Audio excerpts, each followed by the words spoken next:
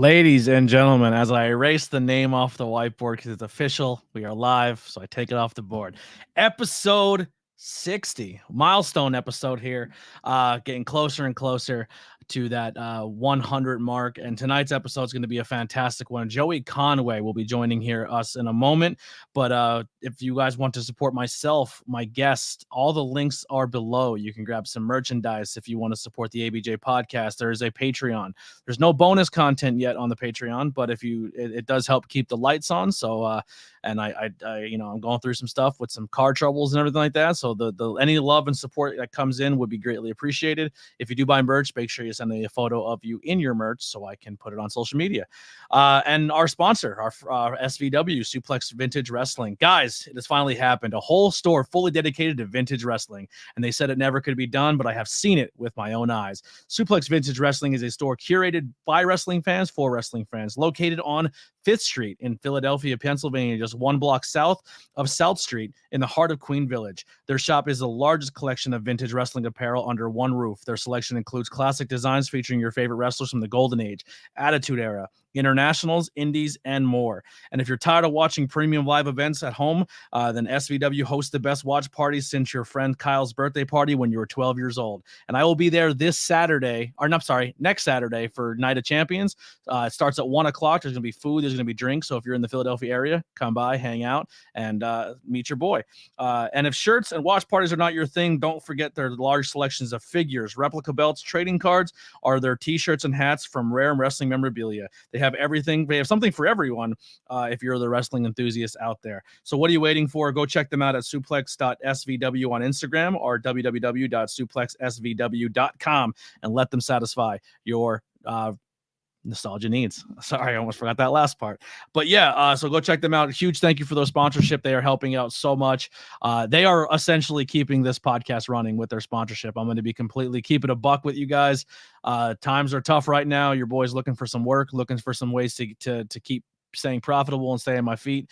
And the reason this podcast is still flowing is Suplex. So if you guys can head over to their online store, go look at what they have. If you're looking for those old school 90s Attitude Era t-shirts, they have a bunch. I think they just posted the other day like a sick Doink the Clown shirt, Bam Bam Bigelow shirts, and they're the official vintage t-shirts from that era. They're so sick. So go check them out. And if you're in Philly, make sure you stop by the store. But that'll do it for the housekeeping. Thank you guys so much for hanging out. The live chat is open. So if you are hanging out here and you have a question or you want something, a question you want put out, please type it in there and we'll make sure you guys are heard and you can ask your questions to our guest here tonight. But without further ado, let me bring it in. He is the cause of it all as Joey Conway. What's going on, bud? Yo, what's going on? Frozen. You're frozen on me. Oh, I'm already frozen? Already frozen. It's off to a good start. Here you go in the chat. Joey Conway is a current EWA world champion and former NYWC Fusion champion. So there's also a little NYWC tag champion with Randy Summers. There you go. I don't know how to fix this camera situation. This is it's probably me. Yeah, you want to try backing out and come back in real quick? Yeah. All right, gotta give that a shot. As I said, I think he unfroze. It gives me time here. I'll quick read off real fast our other sponsorship, Elevation 1470. Make sure you check those guys out as well. They are reinventing the style of bringing traditional nostalgia apparel to the Frackville and the School County area. And you can find them at www.elevation1470.com for your latest and traditional nostalgic styles of School County. I'm always wearing my Schuylkill Mall hoodie. They're really, really cool. Definitely support them as well as High Tension Wrestling. You can check them out on YouTube, and I think we're good to go. There you go. We got movement. All right. Can't just have a frozen camera for you. You know what I mean? A very weird picture of me, probably as well. Awesome, man. Well, thank you so much for doing this. I've been hearing about you for a while. I've heard about you from other content creators, and things are going on. I'm still trying to break into the New York scene myself a little bit and find out what's going on up there. A lot of my people who support me are big fans of yours. You're very anticipated guests. A lot of people are very excited for this one. And then I seen your work and I was like, man, this guy's good on the stick. He can talk. And then I finally got to see you in person in the Contest of Champions seminar in New Jersey. Yes. and I was very impressed. Your mic skills in person are just as good. Your in-ring is amazing. I love everything you're putting together.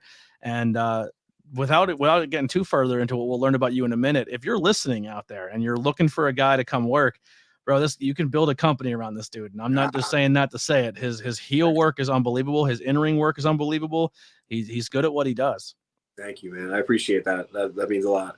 Yeah. So when did you find your love and passion for professional wrestling? I was basically born into it, man. My grandfather was a pro boxer and would always go to WWF events. And he brought my brother there, who was 4 years older than me. And naturally, when I'm born, 4 years difference, my brother's already watching wrestling. So I'm sitting there, back in the 90s. I'm going to date myself, which shouldn't do. But I'm sitting there, we had one TV in the house. So one TV with cable. So my brother's watching TV, watching wrestling. I'm sitting there watching wrestling. So it ended up being through osmosis. I'm just sitting there as a little potato watching wrestling. And then eventually it just every Saturday morning was like our thing. I still watch to this day. I still try to every Monday I try to watch Raw with my brother. Every pay-per-view or premium live event or whatever. I try to watch it with my brother as much as I can, even when I'm home, if I'm home, which is rare now. Yeah. But I'm basically from conception, because my dad also watched. So it was so it's been a family thing. It's been a family bonding experience with the art of professional wrestling. Hell yeah. Now, has your brother ever gotten to the business, or was that he was just cool being a fan? He was going to start training when I did, and he had gotten hurt. He had tore his patella tendon, and he was a little worried about that. So I went, I'll go ahead. If you get better, if you feel better, then you come by. You start, and he just never did, which is fine. He's got a family and stuff, so it's better off. The only thing I got is a fiance and a dog. That's it. Well, that's a very interesting thing, because it is hard, in any aspect, chasing your dream, whether you're a musician, a podcaster, a professional wrestler, an artist, anything.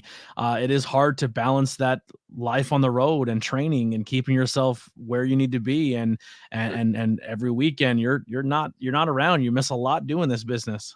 I'm lucky. My fiance is extremely understanding, supports me to no end. When she shouldn't. when I'm rolling out of bed, sounding like packing peanuts, cracking all over the place, and she's like, "Yeah, you got a show tomorrow. You better go stretch." Who was some of your growing up? Who were some of you and your brother's favorites, or did you just like the same person? Was there a rivalry in the household? We were complete opposites. Complete opposite. My brother always loved the big guys, like the big, strong, like giants. And I always loved like the Shawn Michaels and the, granted he's a giant, but Razor Ramon and Doink. I love Doink. You said it before. You said Bam Bam and Doink during that. What is it? What's the sponsor? The ad read? Yeah, SVW. Yeah, and I lost my mind. I was like, what? They got Bam Bam shirts? Yeah. Dude, about to go on their website as soon as we're done. So yeah, the advertising worked. Yeah, dude, they have these old school, like the old school real, like old school Sean shirts. There's one that I seen up there the other day. I almost bought. They have the Undisputed Era Chalkline jacket. They have what do they have? That's the original OG Dude Love shirt. Like hell yeah, yeah, stuff you can't find unless it's a third party reprint. I want that stuff. I don't mind a reprint because I'm gonna destroy it anyway, probably. Yeah. But if I can get an original, like absolutely. Finding Bam Bam like original like shirts from Bam Bam is impossible. Yeah. I'm such a big Bam Bam Bigelow fan. It's not even funny. We went to the bar the other day and everyone's like, I was wearing a hoodie and they're like, what shirt are you wearing today? Because everyone's always asking me what wrestling shirt I'm wearing. Because usually everywhere I go, I'm wearing a wrestling shirt. And I was wearing a Luna Vachon shirt. And everyone's like, who wears a Luna Vachon shirt? I said, this guy. Yeah, it's funny. I hope that it doesn't stick around, but I'll say it now. On my arm is secretly Bam Bam, Luna, and Sherry. I'm sorry, Bolicano. Really? Yeah, yeah. I was gonna put Sherry, but I decided not to do Sherry. But I would, dude. I want on this arm. I want it redone though. I don't want the same exact tattoo, but I want to get that big new that new school American traditional style Shawn Michaels heart dagger snake. Hell yeah! Yeah, It was faded when it was already done. But yeah. by the Like he time got it in like the Jersey Shore on the boardwalk or something one night. That's better work for. It's too good for Jersey Shore. Yeah. Now somewhere in Texas. But that's a pipeline dream for me, is to get that Shawn tattoo. Yeah, so he was into the Giants and you were into the obviously the Shawns, which is the greatest of all time. He loved Bret Hart. I loved Shawn Michaels. Yeah. You know, he loved Lex Luger. I liked Yokozuna. Like it was always like he loved the white meat babyface. Like still to this day, will bite hard for a white meat giant babyface. It's absolutely hilarious. Like loved Sheamus when Sheamus came around, was a babyface. Like lost his mind for Sheamus because he's just a jack dude. Mm-hmm. It's I love your brother's like a Vince guy. I'm a body guy. Huge Vince guy. Huge. Such good. So when did you make that transition from becoming a fan to the point in your life where you're like, hey, I want to become a professional wrestler? Don't want to date you again, but at some point in time, you know, the internet's not always a thing. It's not as easy as it was once in time where you can just go online and find things. So how did you stumble across your first school? Are you still at that school? And walk us through that process. I'm definitely still at that school. It's NYWC in Deer Park. I still train there every week, multiple times a week. I'm still there in the ring every day, wrestling like 30-40 minutes with the students, just trying to blow myself up and die. Trying to get better every single day. They teach me as much as I teach. I don't even teach them, but like I just go in and train. But I learn just as much now as I did when I started. That because Mike Mondo and is one of my trainers. He's like my mentor. Mm-hmm. We have Michael Mistretta, another person. If you don't know who that is, he hasn't been around forever, but he's really freaking good. He's about to go to Europe for a European tour with CZW coming up, which is sick for him. Yeah, but a lot of big names have come out of NYWC for a while. Kurt Hawkins originally from there. A lot of people you see on TV. Willow Nightingale is an NYWC. Tony Nese, Alex Reynolds, John Silver. Yep, Johnny Hungy and those guys. So there's some lineage there. Yeah, we're reading from the book from Mikey Whipwreck. Yep, we're same way Mikey trained people back in the day.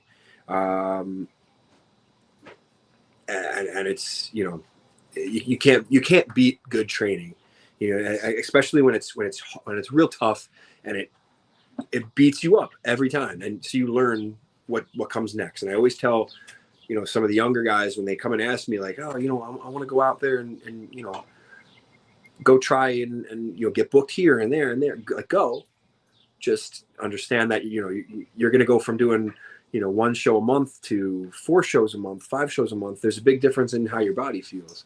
Yeah. You know, luckily I wrestle I'm booked at least once a week.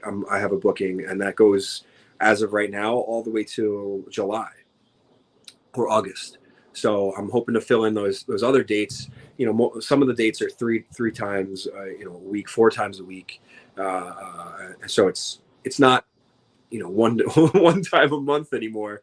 And your body, you know, you need that rest, you need that relaxation, you need to figure out, you know, what your body needs. And, you know, that's not easy, but training every week, multiple times a week sure helps. You know, you don't learn bad habits, and you learn how to do this the right way and protect yourself. Yeah, well, that's the thing too. How long have you been in the business? 10 years.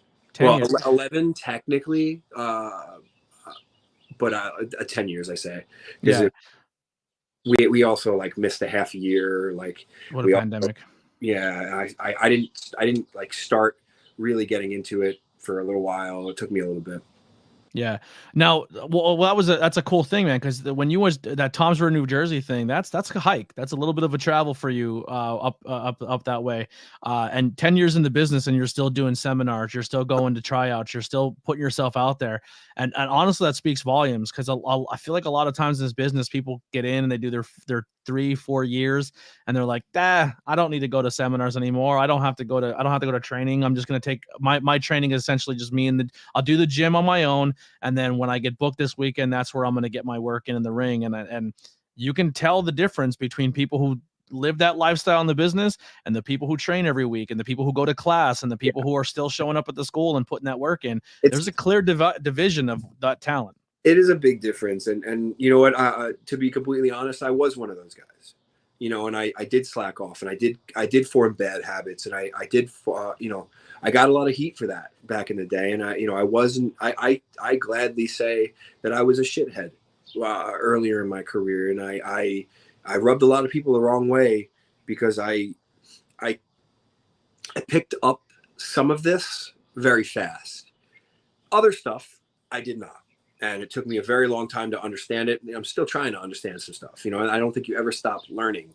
I think that's key with this. And, but I was a shithead for a long time, and I did rub people the wrong way. And it sucks because, some people, they still see me that way, but, I did correct that. I got a wake up call, and that was when I got hurt. And it was taken away from me, and they told me I may never wrestle again. And I said, that's not happening. Mm-hmm. And, a year recovery turned into, or 9-month recovery turned into 2 months. And I was back in the ring in 2 months after having surgery. And ever since then, I didn't stop. And I put my head down and grinded away as much as I could. And, maybe I could have grounded more, and I still to this day you could always do more. You could be better on social media. You could be practicing your promos more. You could be releasing more promos. You could do, more training in the ring. You could be in the gym every day more. There's always something you can improve upon. And, character work. You could always up your character work. You could take classes on that. And, there's always new stuff, and I could be doing more always. But I do a hell of a lot now. So I'm trying to fit that into my schedule now.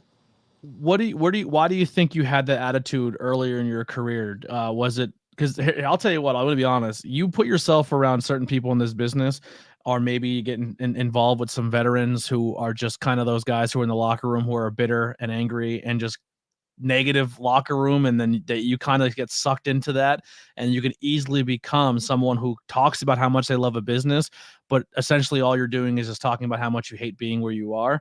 Is that kind of something? Because I've seen that happens every weekend. You see the people like that who genuinely have a love for what they're doing, but they're just so beat up mentally from this business, they get angry at it. It's so frustrating watching that, but that is not what happened. I was handed too much too early. Okay. And I got a little bit of a head on me, and I thought I knew this better than I did. And a lot of people get to that point.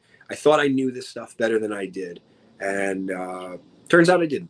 I didn't know anything. I didn't know, I barely could lace my boots, man. And I rubbed the wrong people the wrong way. And I'm going to go back to what you said before. But I still to this day take seminars. Always, because you can always learn stuff from people, no matter who. And I have notebooks full that I still go back to and read. But I was taking these seminars, and I was like I said before, I pick up on stuff fairly quickly. Some stuff I don't. Some of the physical stuff I did pick up very quickly. And when I'm doing these seminars, these people start noticing that I'm picking up on stuff pretty quickly, and they. A couple people gravitated to me and started talking to me. They would DM me, and I would put my nose up and be like, "Oh, this guy, me and him talk all the time." And I was that kid that 2 years in the business talking to somebody who's about to get signed or is signed, and I thought my shit didn't stink, and that was my fault. That was I got a wake up call. I got multiple wake up calls along the line. but I kept putting them on snooze, putting them on snooze, putting them on snooze, putting them on snooze. And the one that broke, the straw that broke the camel's back was me getting hurt. And, I needed that slap in the face to calm me down and show me what I loved in the first place. Because I didn't have that. I did have that, actually. I just wasn't listening to it. And that sucks. That's very unfortunate. And I see a lot of people go through that even now. Yeah. Well, here's an interesting question, and it's not a question I get to ask a lot, because not many wrestling schools have the privilege that an NYWC has. When you have a group of students, and 4 of those students are on TV right now. So when you're in a class and you're working side by side with these talents, and you've been there maybe longer or not as long, or whatever the case may be, and you're all trying to chase that same dream, and you're all happy for one another. I'm not trying to put jealousy or plant any of those negative seeds, but like, how do you mentally put that in your head that like they made it and I'm still here, as well as also having the mentality of it, if they're making it, I got to be in the right place, because they're, you know what I mean? Like the training and toolage they're getting here is helping them get to that next level. How do you balance that? It's weird, because I used to go through that where I would get jealous, and I'd be like, oh man, why isn't it me? Why isn't it me? Why isn't it me? And instead of saying why not me, again, this is Mike Mondo. Mike Mondo came in, and he's the one that I was trained by, Tony Nese, Alex Reynolds, Mike Mondo, and then which are legends, like in our area, in this, tri-state area. They're incredible. But they left, and then other trainers came in, and people were gone and going off and getting signed and doing this other stuff. And then when Mondo came back, but I always talked to him, so I always had his little, I could sprinkle his little knowledge on something, because I could throw a question out, always post a question to him. And he kind of broke it down to me and was like, it's not why not me, it's live and learn, for sure. You have to take responsibility. If you don't, like, you're just shortchanging yourself, honestly. I want this more than I want. I want this more than I need air. I need it, and if I'm not giving myself that next step, then I need to be honest with myself about that. And a lot of people aren't honest with themselves. Yeah. But back to that, I was always, I forget where I was even headed with that, honestly. Mike Mondo came back, and you were using his toolage. Yeah. Instead of why not me, it became, what are they doing differently? What can I do to be different or be more like what they did? My character wasn't developing properly, and I had all these holes, and I did nothing lined up. Like, I'm a cool guy. I walk out like a cool guy, and then I wrestle like a kickbox guy. No, that's like, there's a miss there. I'm not going to connect to that. So I took a step back, and I never really watched my stuff, and I started just grilling my stuff and just destroying like my footwork, and destroying, how would I do this? Why did I do this? Why do I do that? And I started putting things in place, and instead of, getting bitter and getting angry like those vets, and I really truly hate watching, before the doors open, they roll their little rolly bags into the building with the slowest walk ever. They're 5-block vets. They haven't been anywhere farther than 5 blocks away, but they're still hurting from 6 weeks ago when they had their last show. Like, come on, man. Like, you're supposed to love this stuff. And if you don't, leave, because it's not making the locker room any better. It truly. I talked to a guy, and I said, dude, there's a t-shirt I want to make, and if he doesn't do it soon, I'm pulling the trigger. And I just want a t-shirt that just says stay home. Because if you're not here for the right reasons, stay home. Stay home. What does that hurt? You're not. These guys. These are the guys that aren't making money in this. So it's not like you're losing anything. You're probably going to benefit, because you don't have to put gas in your car to come, to the next town, because that's where they wrestle. They don't wrestle in Grand Rapids, Michigan. They wrestle in town number 2 in VFWB over here, and they're just bitter and angry for no reason, like the entire HWA, which is another story on its own. Which I hope that Paul Laurie is watching so I can trash him for that. But that that's I hate that stuff. I really truly do, and I see it. You see it. How often do you see it? It's weekly, and just stay home. That's the shirt. You make that shirt, I'm gonna buy it, please. Yeah, just stay home. Stay home. We don't need it. Yeah. So there you go. Oh my, the oh my gods are coming, and the be nice Joey. So Yep. you said you had different styles of character and everything that you're kind of doing now. When did the Joey Conway that we have now flourish, and when did this character come into effect, and what did you pull from for this character? Today, I develop this character every single day.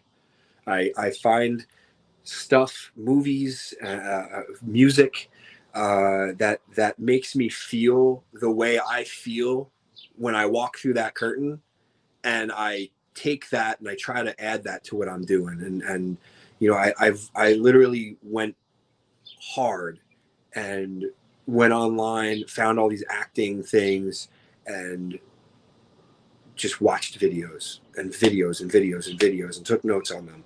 And I tried to create character. Regular character development is like, what's your favorite color? What kind of car do you drive? What all this stuff. People can't answer that. And if you can't answer that, then you haven't developed your character, I think. Yeah. That's funny. It's funny you say that, because I have friends who are actors, and they say when they go to play a character in a role, even if it's the smallest role you can imagine, how they develop that character is like, what is that character's favorite food? What would that character do in this situation? Because you have to put that in your mind when you become that person. Mm-hmm. Well, how much of your character is the past Joey that had the chip on his shoulder, that was arrogant, because it feels like a lot of what kind of got you heat is your character now. Yeah, I just became me, and I learned where to put it, and I didn't put it in the locker room. And I always make a joke. It's like an ongoing joke. So if you've ever heard me talk about seminars, I do a seminar. It's how to get heat in the locker room, and that's always been my thing. I always get heat for just being me. And I seemed carefree back in the day, and I still do, I think. But I took that person that was just bitter and angry about people passing them by when I truly didn't belong even being in the conversation with them. And I just took that like fire and that like pit in my stomach, and just when I walk through the curtain, that's what it is. It's you essentially took that character from one side of the curtain now in front of the other. 100%. And I just amplified it a lot, to be more cartoony, obviously. I have my mustache down today, but like I wanted to be an evil, like a villain, like a true cartoon villain. And it's funny how much, because I when I say this, I don't want people to judge me or anything. I have my 666 little devil. Like, I like that lore. I'm not a devil worshiper. I'm technically agnostic, but like, they're like as above as below, like all that stuff is very devil worshiping stuff. Like you have a devil character. You have the mustache, the pointy beard. Yeah. You know what actually I get a lot of with you? Daniel Day-Lewis in Gangs of New York. Ooh. Have you ever seen that? No. It's one of the movies that skipped by me and I missed it. So Go watch it. I can watch it. There's a lot of Joey Conway in that character. He's like this old, like this Irish piece of shit, but he's such a good character in it. Definitely go look at that movie. Yeah, I'm a big time piece of shit. So, so I got to see you wrestle on a bigger stage recently at Win. Yes. Now, the only critique I had in that match, I said I loved the main event. I thought it was great. I'm a huge fan of yours. I'm a huge fan of PJ Savage, and I fell in love with Hamlet. And I actually said to, I don't know if I said it to Paul or if I said it to the SAT that were sitting on stage. I said, you know what the only problem in this match is? And they're like, what? I'm like, Hamlet shouldn't be there yet. And they're like, why? And I was like, his character doesn't make sense in this match right now because he's introducing to the company, and you have two characters who are not going to play into his character. And but what he did so brilliantly is he knew that you guys as characters were not going to be intimidated by, not going to be afraid, because it doesn't make sense for your characters. Yeah. So essentially he turned around and just freaked out the audience. Yeah. You know what I mean? Which was smart on his part. Very smart. He's so good. I think that was his first time debuting that character, period. Yeah. Like on a show at all. I'm a huge Silence of the Lambs fan, so me too. That I literally showed everybody and anybody that promo, and I was like, this is the greatest thing of all time. This is the greatest thing of all time. This greatest. And then so silly. Yeah, so good. But that was the only thing, is that I would have brought him in to have maybe like not like a mid card guy, but someone who like that's going to go in there and take the loss and play into his character and be afraid and be scared to set that tone. But I also wanted to like give him his roses there too, because he wasn't getting that from PJ. He wasn't getting that from you. Your two characters are not going to put up with any shit. You're the devil himself. You're not afraid of this guy. So like, but he turned that and realized like, okay, I'm not going to get this character over in the ring with my opponents. So anytime he was out of the ring, he just freaked the crowd out, and it was done perfectly. Yeah, he learned on the fly what to do, and to completely honest in that none of us knew what to expect from that crowd. It was WrestleMania weekend on the wrong coast. We sold out that building with the most tickets it had ever sold, and they have wrestling weekly in that building. Yeah, that show was the show that shouldn't have. There was no name, so to speak, on that card other than SAT and Lindsay. Ichiban. I think Ichiban's pretty high up there. Oh, Ichiban, hell yeah. Yeah. But he's not like a TV name, he's not like you're bringing in Fandango, or you're bringing in Cardona, or these guys that were on TV. Lindsay was on TV, but he wasn't a main event guy. He wasn't one of those dudes that was featured. Unfortunately, he should have been, because he's incredible. And he looks insane. If nobody's seen him since he was released, the dude works better than he ever did, and he looks like $1 million. I don't understand, but that's the show that shouldn't have happened. That shouldn't have sold that well. Yeah. Like on the wrong coast. It was during WrestleMania weekend, where everybody was on the opposite end of the world from us, and they were having a blast, and everyone on that card showed up and showed why we were pissed off that we were left off that. And that whole show, I really hope that they release that show, because that show slayed. Slayed. I everyone on that card deserves a round of applause. I went. There's a lot of my friends who wrestle on that card, and a lot of people who I really care about on that card. I still call them the Takeover, even though they're not a team anymore. But Jocko, PJ Savage, Face, I love those guys to death. They are some of the most entertaining people on this coast. But when I seen CMD, Miracle One, and SAT in that triple threat, I was like, oh, I'm driving 3 hours of Jersey for this one.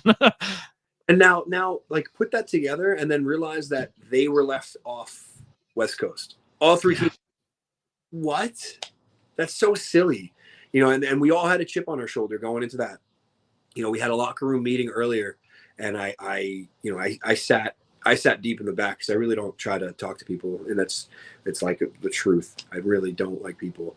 But we had a locker room meeting, and I heard them talking about trying to rally the troops, and hey, it's going to be a good night, almost like they didn't know what was coming. And sure enough, the building sold out. The energy was there all night, the whole night. I was watching from the curtain, and I'm like, geez, man, this is something special. And I was real pumped to be able to be in that main event, and have that pressure put on my shoulders, as well as PJ and Hamlet. But I was real happy with that, because again, I was pissed. I was legitimately pissed off that I had a booking in California and they overbooked and they asked me to not come. And I said, that's fine. That's no big deal. Because I was going to do Win anyway. And the goal was to fly home for Win. So, oh, wow. Yeah, I think it was Win was on a Saturday. That was on a Friday, right? No, Win was on a Friday. So that would have been on a Thursday. It would have been a day before. Right? Am I wrong? I think so. Yeah. Yeah. Because it wasn't the night of WrestleMania, which is 100 nights in a row. Yeah. Between GCW and WWE, that weekend's pretty slated heavy. It's insane. So, I was pretty pumped that I still was able to, try to tear it down. And I think we did, I think that match stands for, for itself. And I hope when it gets released, it gets, it gets watched by people. And, it's a moment in time for the three of us specifically. I can't speak for everybody else, but I'm sure that they feel sentiments of the same ish. It's a moment in time that I won't forget because it's a moment in time where that chip on my shoulder got bigger and I could physically watch it happen. Yeah. I was, like I said, I was legitimately pissed off that I was left off anything from WrestleMania weekend. But well, next year it is coming back to our coast, and I've seen a lot of social media posts from a lot of wrestlers all saying that they are going to work their asses off this year, and this is the year that they get their name out there. This is the year they push harder because they don't want to be left off when it comes back to this coast. They should have been doing that last year. They should have been doing that the year before. They should have been doing that the year before that, before that. And if they weren't in the business then, sorry. But they should be doing that every year. Like, that's why I train 3 times a week at least. I'm still in the ring like 175,000 hours. There's my dog yelling at me for not being, like it's like, that's the stuff that now gets me. Like now I'm that guy that gets pissed off that, people are, I'm going to work harder next year. That's great. Please do work harder because it makes indies better. It makes wherever you're wrestling better. It makes your matches better, your stories better, your this better. But you should be doing that for you, not for one show. You are speaking to my heart right now. You know how frustrated I get when I show up at a wrestling promotion and it's me, and there's no shade. Everyone works really hard. And maybe this is my Joey Conway coming out, but I don't think there's anyone that works like me. I don't. And I don't think there's anyone who respects the locker room like I do as a content creator. I don't go in there and make it about myself. I'm not in there screaming at the top of my lungs. I'm not in there going crazy and saying, look at me, look at me, look at me. When I show up at a show, I earn the respect of the locker room, and I do whatever I can to make that show flow better. If I have something in my trunk that can make that show look better, I'm going to go to work and I'm going to do it. And I don't expect anything for it. No, that's pride. That's pride in work. And so many people have got this chip on their shoulder that they don't think that they should be. They should have to. They should do this. They should do that. Listen, like, we all still have to pay dues. Mm-hmm. I don't give a shit who you are. We're still paying dues. Like, we're always going to be paying dues. And if you think when you get to the top and you're world champ and you're sitting there, on your high horse, you think you're still not going to pay dues. What do you mean? They're doing morning shows every day. They're doing 14 Saturday Night Lives a year. They're doing all this other stuff. They're still paying dues at the top. Yep. You're not, the independent wrestling scene is so strange sometimes because it just seems like there's a lot of guys that could go to that next level, but are happy being the small fish in the small pond with all the other small fish because they can't grow past 5'4", and that's just the truth. Sorry, I'm going to speak the truth. You can't be the small dude on the card and wrestle like you're 6'3", and don't train and don't do this and don't do that and don't try to better your character and then go, but I don't have to show up to help out with ring crew, or I don't have to show up and help out with, production and, I'll cut a promo. This is the biggest pet peeve I have about independent wrestling. And I know I'm on a rant right now. I love it. But promos, no one puts out promos I put out a promo for every single show I do. The only reason that I did a Full Faith Wrestling show this last weekend, last Saturday. It was an afternoon show. The only reason I did not put a promo out for that show was because I put a promo out for that show in January and I deleted it off my my phone because I needed to make room, and the promoter did not have it, so I had to not have a promo. Still have to shoot a promo for Win on Thursday. It is currently Tuesday, so I am still gonna get a promo out for that. Yep. But people need to start doing promos, man. Like, and stop doing them from the front seat of your car. No one likes that shit anymore. I almost did one the other day on purpose from the front. From the front, yeah. God, I just want to be like tongue in cheek, tearing apart everybody, but I feel like it wouldn't come off that way. It would just feel like I'm just doing a promo in a car.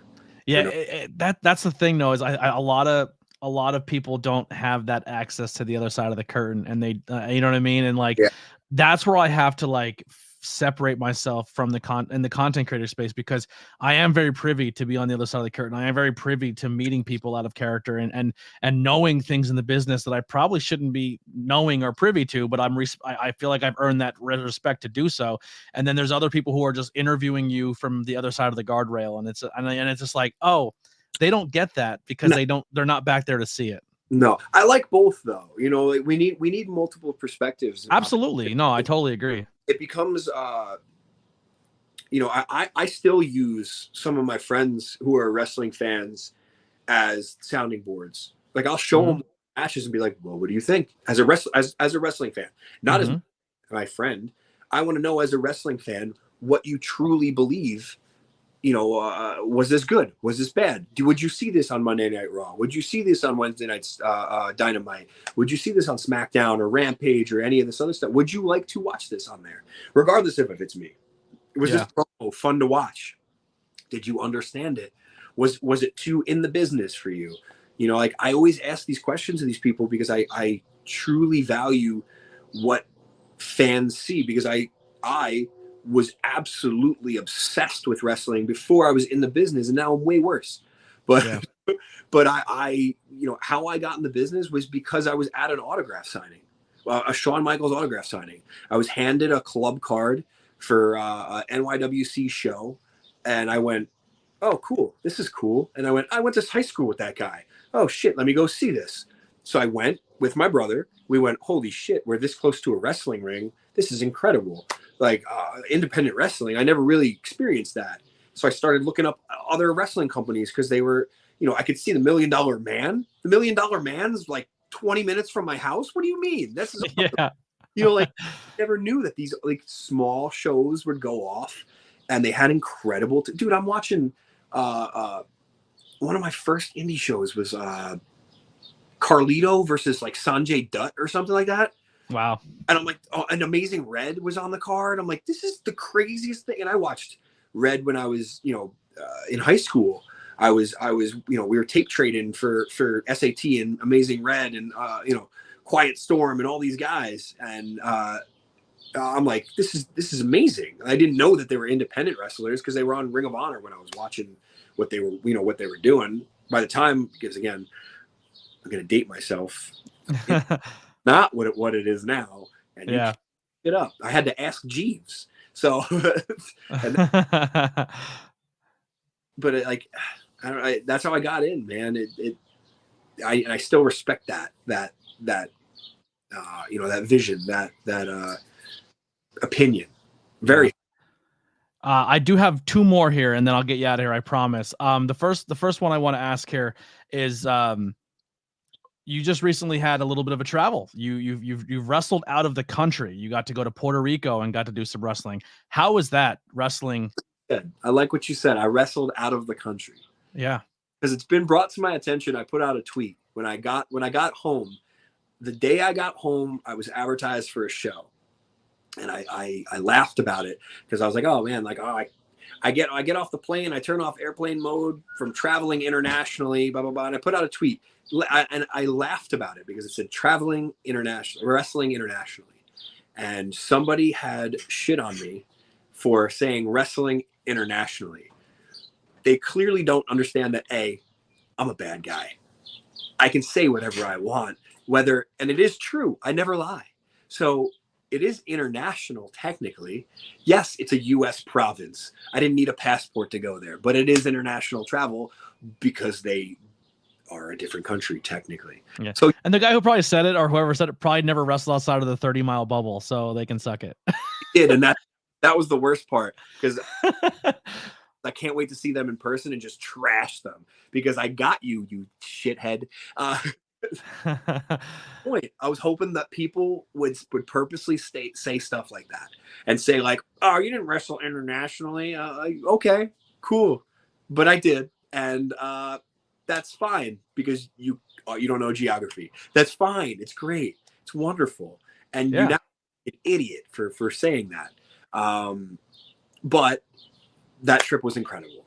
I learned so much. I grew as a performer so much. I had to wrestle people that I could not speak the same language as.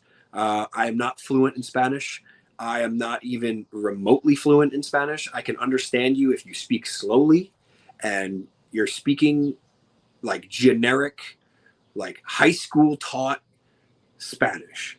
But if what you get taught in high school in Spanish, little boys and girls, is not the same Spanish they speak in Dominican Republic, and it's not the same as they speak in Puerto Rico. What you're being taught is Spain Spanish, not even Mexican Spanish, essentially. It's not even like there is a different dialect. They say things completely different. So I'm sitting there like a deer in the headlights, like, oh, okay. And now, put on top of that, they also call wrestling moves different things, completely different things. And I'm like, oh, I don't know what any of this is. This is going to be interesting. How do I figure out what I'm doing? And it was a challenge, and it was something that I stepped up to the plate, and I was very nervous about going into it. And I think I did really well. I don't want to put all the pressure on you guys, but I'm just saying you guys went down there first, and then Backlash went, and it was the biggest wrestling show of the year because the Puerto Rican nation loves them some professional wrestling. They really do, and I wasn't sure how the crowd would react in general to some like independent wrestling, and they reacted huge. They hated me. I got hit with a megaphone by some old lady who then blessed my opponent and tried to put a curse on me. She was yelling some chant, some church chant at me. It was, and I couldn't. There's a picture up on my Instagram of me doing this, and that was right after she was trying to curse me, and I thought it was one of the most amazing things ever because they truly believed. I fought through the whole crowd. We went off and we did, the Bruiser Brody, Abdul the Butcher, through the crowd, beating the trash out of each other. And as I turned around, I kind of took a hard step towards the crowd, and they scattered like ants, and just they were falling all over each other. That was the moment I looked back at my opponent. I was like, holy shit, we got him. Bro, I'll tell you right now, you go back to the Win show that happened in Jersey. I am fortunate enough to work for IWA in New Jersey. And and the Sanctuary in Hazleton has become another this. If you want a crowd to invest in your professional wrestling, get Spanish people, bro. Puerto Ricans, Dominicans, Mexicans are the greatest fans you could ever have in your arena. They love it, and they treat wrestling like it's a theater, like it's art. They don't just sit on their hands. They're cheering, they're dancing. It's so much fun. Creative chants. They were chanting something at me, and I couldn't understand it, but I was told that they were basically calling me the devil. Diablo. Yeah. And they weren't saying that because I would have understood that, but they were saying, and I was like, oh my God, it was something, curse the cursed or something like that. And I was like, oh, that's kind of cool. I was you should find out what it is. That should be a t-shirt. Yeah, I'll find out. I got to watch it back because I have it on video and find out. Like, I'm going to have to just go to a bunch of people and be like, what is this? What is this? What is this? But I'm sitting, the first night I was first match to the curtain. So I didn't get to watch anything that they did. I didn't get to watch. I wanted to study some Puerto Rican style wrestling. and I'll find out what the crowd likes, what they don't like. They go, oh no, 2 matches need to move, you're first. And I went, okay, I'm just gonna beat the shit out of him, and he's gonna beat the shit out of me, and we're gonna go over there, and we're gonna go over there, and we're gonna go over there, and we're gonna go over there. And how did you, if you don't mind pulling the curtain back a little bit, how did you put your match together with somebody if you don't both speak Spanish? First night I wrestled PJ Savage, and we beat shit out of each other. Oh, so that was the one that you went crazy with. Oh yeah. Second night I wrestled this guy Super Georgie, and he's like one of their luchadors, smaller dude, speaks very little English. So I was able to just like kind of like pantomime what we wanted to do, and then some kid walked up and he was like, I can kind of translate for you if you want. And I was like, kind of is better than what we're doing now. Yeah. But we were able to kind of talk, which was nice, and a little bit. But again, once we're out there, I can't talk to him. I can't figure out what he's saying to me. I can't even tell if he's talking to me or like talking shit at me. Like, is your ref bilingual at that point? No, not at all. The ref's not even a help. No, the first night he was, and this not at all. And I'm like, this is gonna go hilarious. Yeah. If you actually go back and watch, if you're old wrestling historians, if you go back and watch like old wrestling matches where there was a Spanish wrestler or Andre Gonzalez was in the ring, Giant Gonzalez, his referee was usually his handler, and that was the one. The referee was your in-ring translator. He was the one trading things back and forth so they can talk to each other. That's brilliant. It's the way I wish it was, but he didn't. At least he didn't let on that he could understand me at all. So he was pretty good, at least with that kayfabe. So yeah, that's awesome, man. That's super cool. You got to do that. All right, and then the last one here is, where can people find you, and what is the future plans for Joey Conway going forward? Where they can find me is an easier question. You can find me on like social media, obviously, Instagram. At Joey.Conway, Twitter, Joey at Joey Conway _ Facebook, I'm on there. There's 2 of them. There's a fan page and a regular page. I post the same stuff on both of them, but it helps to like both. I do have a YouTube channel that I never use, and I probably should. I made a whole like travel vlog for this Puerto Rico trip, and I didn't post it at all because I still haven't edited it. And it's edited. Oh my God, edited. But I'm gonna try to start doing those more, because I'm actually stealing this from Man Bun Jesus, Johnny Radke, because he does them. And I started doing vlogs too, but then I life hit me really hard. I don't think I'm ready to talk about yet what's going on with me on a vlog. So I'm just kind of keeping them when I go to wrestling shows on the weekend when I'm able to get there. That's exactly. I didn't let on once that I was completely lost. No, I was just like, oh, I'm here in Puerto Rico, just not a clue where I am. I'm literally at one point wandering the streets. I see roosters and wild dogs and animals just all about. I'm like, I have no idea where I am. Not a clue. And honestly, I won't be able to find my way back. But yeah, you can find me on those social media stuff.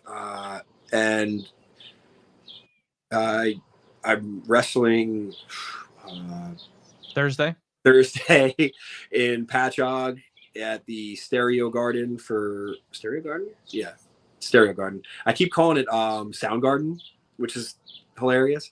Blackwell Sun. Yeah, the Stereo Garden in Patchogue for Win. May 27th for NYWC. Send everybody my love. Unfortunately, with no transmission, I cannot make the show. Oh my God, no! You can't make that show with no transmission. Nope. My goodness. I'll make sure I send you some clips of what's going on. Good.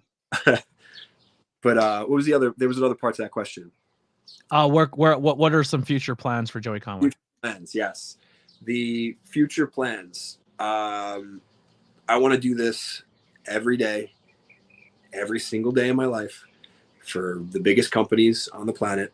So my goal is to catch the eye of those companies more than I may have already, which would be nice.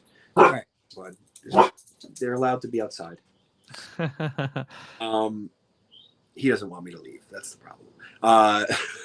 But I want to wrestle for every company. I want to wrestle. I want to be part of people's dream matches. I want to be in that, in that discussion where people go, who do you want to see wrestle? I want my name to pop up every single time. Well, is there anyone on the scene that you haven't worked, or maybe you have but you'd like to get it back? What are some names you want to work? Let's speak stuff in existence here. I want to work Jordan Oliver. I want to work Alec Price. I want to Rex Lawless. Love those two. Have killed each other in multiple different places. I want to wrestle Rex. You know who I said who I'd like to watch you work, and it's a heel versus heel match, because I think you are both these are the epitome of heels in the New York area. You and Darius Carter. Dude, I've heard that so many times, and I don't know how that match would go. I think both of us would just walk out. It would have to end in a draw, like. Yeah. But whatever the time limit is, you guys would kill each other until you hit it. I've seen him wrestle so many times. I've been on cards with him. He's so good. Like him and Gangone too. I want to wrestle Gangone so bad. I've never even got the chance to touch with Gangone at all. We've never locked up. We've never anything. Anthony Green would be a good one too. Green, he's another one. I was so close to wrestling him one time. It was booked at one of the places I wrestled, and I don't remember where. One of the companies was going to book it, or they did book it, and I think he either he had to pull off because he couldn't make it to like that show or something. It was something weird, and it sucked. So I didn't get a chance to wrestle him. But I have one that could realistically happen at any point in time because you're under the same banner. You versus Jocko. Me versus Jocko would be hilarious. The promos would be the part where I think you got, because Jocko's on that babyface run right now. Yeah, and you're a great heel for him, and it would be like one of the first heels he worked outside of the takeover. I think that'd be a good story. Let's get it. I'm up for working anybody, man. At all levels, from top to bottom. I want to work Cardona. Like I got to work a little bit with him at NYWC, but I want to see what we could do. I want to see if I can. If I could build something with him, and I feel like I could. I feel like that could be real fun to do. SWA GM Alex says I can make that happen. Gangone versus Conway, and it could be a SWA versus NYWC showcase match. Well, make it happen. It looks like you said that you're the GM. I think me versus Gangone would be a house tear downer. Yeah. This question here, I think you kind of already answered for him, but when wrestling overseas, how are the crowd's reactions and pops for different? We kind of went over that one a little bit. There is a difference though. Yeah, Geeking Out did say, he said, tell about the Kalisto story. Kalisto? Unless it's really long, I don't want to keep you forever. You have, I guess, a Kalisto story? I got no Kalisto. I mean, Castillo? Is that right? Is that makes more sense? Castillo? I don't know. Did I tell? Sure. I don't know. Maybe you said something on his podcast. Yeah, a little blurb about half of what it was, and maybe I'll figure it out. Yeah. But like wrestling, like Puerto Rico, if you watch the pay-per-view, watch it back. I watched it with my fiance, and I told her how the crowd was going to react, and she was like, "Oh, that'll be fun." Every time they do something, they go like, "Ooh ah, ooh ah!" It's the greatest sound ever, and I do it all. Where can people watch it? I hope it's going to be out soon. I think they're starting to slowly release match by match. Because on YouTube? I think so. It's a 2-day tournament event. So I think they're going to slowly, start releasing more and more. I'm supposed to get the match soon. So if they don't release it, I'll release it. Is there commentary on it? No. You want to do commentary on it? That'd be fun. Send it over. I'll throw a track on it. I'll send it to you after. All right. That'd be awesome. Yeah. Hell yeah, we'll do a fun collaboration on this. I have a guy I can throw in the booth, and we can do it virtually and send it back to you and put some commentary on it. That would rule. That would absolutely rule. Yeah, that'd be sick. I've never called a Joey Conway match, so that'd be a cool way to do it. That's trouble. Especially, I want to get the PJ Savage one because at least it's it pertains to win a little more. Where I beat him. I beat his ass by Mania weekend. Yeah. And then we had this knockdown, drag out, beat the trash out of each other through the crowd match. It was fun. It was a blast. Well, Joey, we hit that mark. I appreciate you so much for doing this, man. The door is always open. I hope we hit expectations. I know a lot of people were really looking forward to this. So if we did it. Do it again. Absolutely. Episode 60, man. I couldn't have picked a better person for the milestone. If you guys are interested, this Thursday, I will not be live. It is a pre-recorded interview. So if you're in the chats and I'm ignoring you, it's because it's not live. But that will be with Grim from GTS Wrestling, huge YouTube star, 1.3 million subscribers. He was gracious enough to come and do the podcast. That is going to be airing on Thursday. Monday, we will have Leo Sparrow, fresh off his wrestling match with MJF, will be coming and talking to us. And MLW's own Julius Smokes, all former ROH, will be on the podcast Tuesday. That'll probably be my last episode. He will get me guaranteed canceled and kicked off the internet because Julius Smokes is an awesome psychopath. Brandon Downey will be Thursday, and then Squid Sterling will be rounding out on Tuesday for the end of the month. And I'll give you one teaser for next month. The first of the month on June will be someone you just talked about on this podcast twice. PJ Savage coming to the ABJ podcast. Sorry to hear that. I won't watch that. That's fine. But thank you guys all so much for hanging out. Joey, thank you once again for your time. It was an absolute pleasure. Make sure you check out the links below to support the podcast. Grab some merchandise. Follow us both on social media. Grab his merch, grab my merch, and show that support. And we'll see you guys on Thursday. Get him with Grim. What is you have a Patreon or something? I have Patreon. I have merch. I have the whole thing. Get the Patreon. Let's go. Yeah, get it going here. And we'll see you Thursday. And we'll here is some music by the Converse kid, Billy Trey. We'll see you all on Thursday.